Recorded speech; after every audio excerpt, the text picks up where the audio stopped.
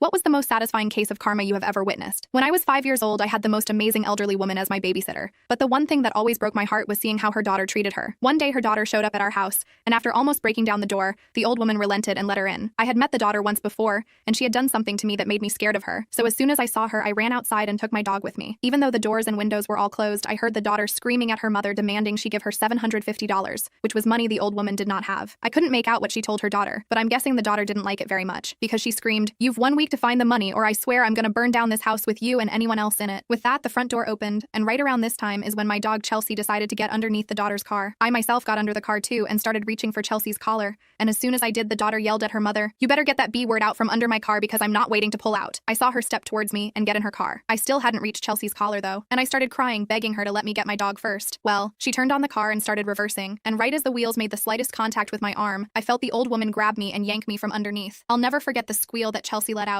and the crunching sound that followed traumatized me forever. As I looked at Chelsea laying there lifeless, in between all my crying, I realized that the daughter was serious. She wasn't going to wait for me to get out from under to pull out. My parents ended up firing the old woman in fear of her daughter showing up again, and that would have been that, had the universe not interfered. You see, a few weeks later when the daughter was going back up to her apartment, an elderly man bumped into her and knocked her groceries onto the floor. This man was blind and had made an honest mistake, but she didn't care. She kicked him, yelled at him, and even bit him. But there was one thing she forgot to take into account: the blind man's guide dog. The dog put himself in between the two, but when that didn't stop the woman, his instincts kicked in. He pounced at her and completely ravaged her, putting her in hospital with nerve damage in her right arm. The only reason I know this is because the old woman called my parents to tell them, not because she was sad, but because she wanted her job back.